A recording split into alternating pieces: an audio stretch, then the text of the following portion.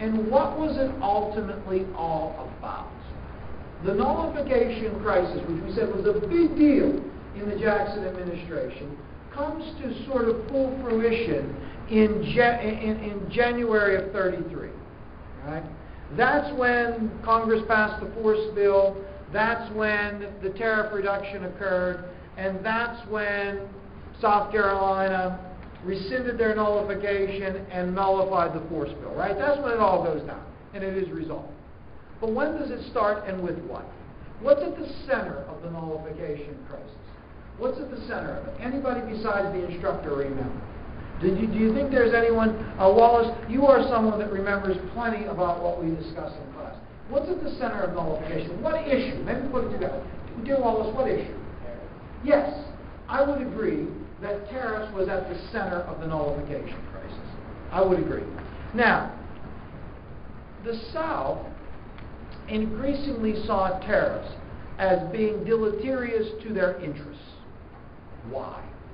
Why were tariffs not in the interest of Southerners in their view, dear Joy?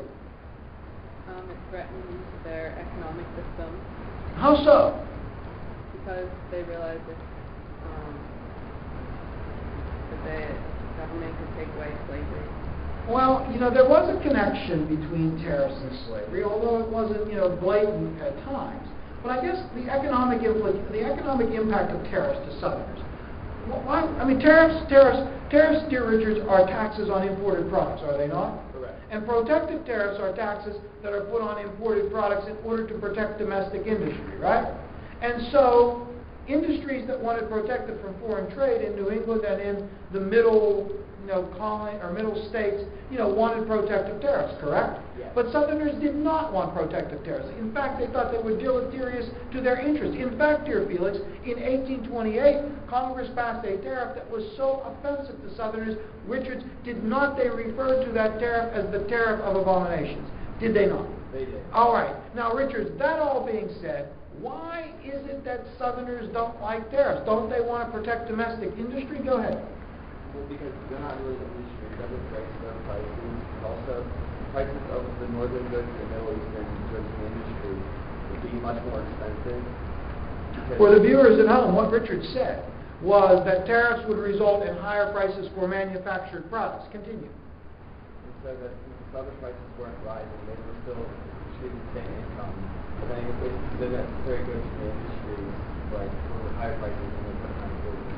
So what Richards went on to say is that Southerners would end up paying more for manufactured products, and actually their incomes would decline because their best customer, England, would be denied sales in America. And as a result of that, they would not be able to pay as much for the cotton, and Southerners would have to pay more. Now, they called that tariff of 28 that was passed, dear McMurtry, what did they call it? They had a term for it, do you recall? Southerners called it the tariff of abominations, right? The tariff of abominations. Actually, it was passed before Jackson came into office by the Jacksonian Democrats. And in response to the tariff of abominations, John C. Calhoun, hey, at the time, in 1828, what was John C. Calhoun's position in government? Does anyone besides Sarah and myself remember what John Calhoun was in government at that time? Go ahead, dear Sarah O'Toole. 1828, he was the vice president. In 1829, he was the vice president. In 1827, he was the vice. For the viewers at home, John C. Calhoun was the only person in history to be vice president to two separate presidents.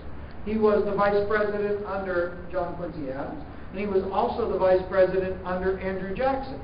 And in response to the tariff of abominations, John C. Calhoun anonymously wrote the South Carolina Exposition and Protest. That's kind of important. Dear Melissa, what did that say?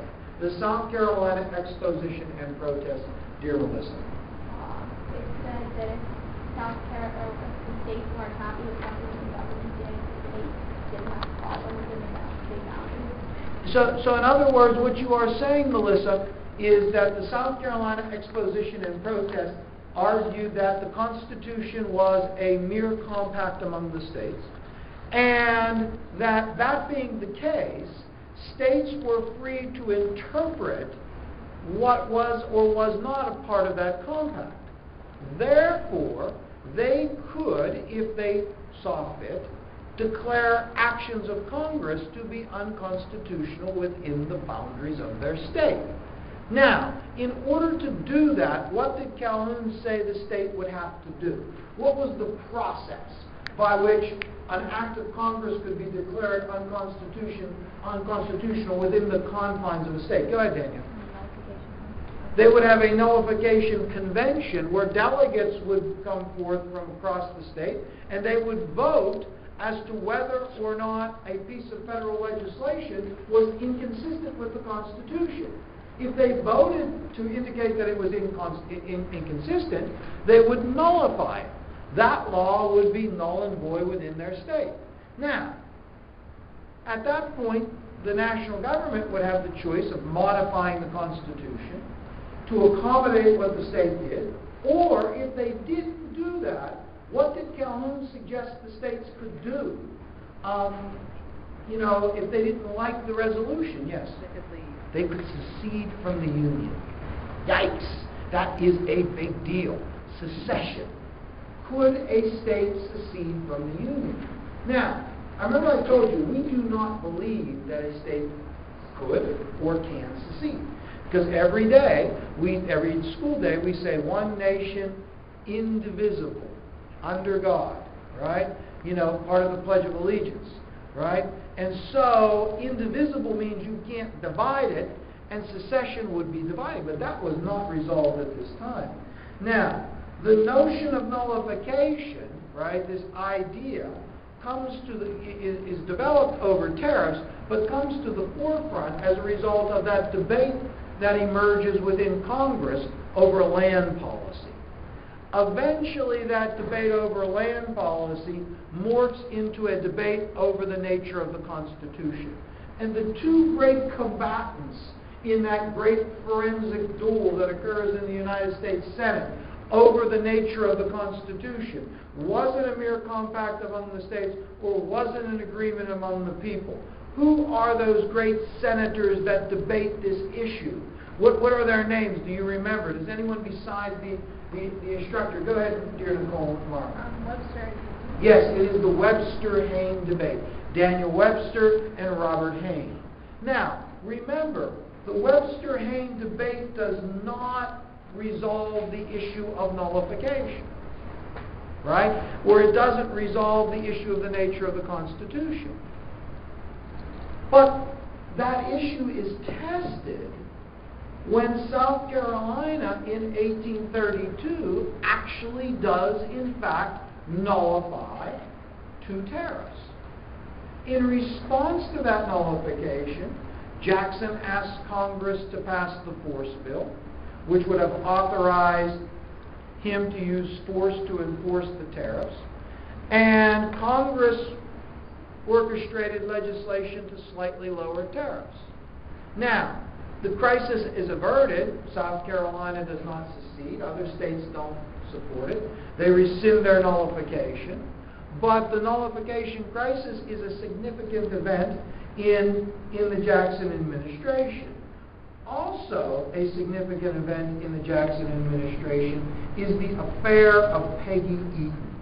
Now, what's the most significant result? We all know the Peggy Eaton affair. We remember we talked about that in class. Peggy Eaton, subject of many a sly wink. The escapades of Peggy Eaton. We all know that. But what's the big end result of that? Dear Amoya. He fires his cabinet, right? Jackson, over the Peggy Eaton affair, Jackson basically shakes up his cabinet. But further, Felix, what would you say? There is a break between Jackson and whom? That it was significant today.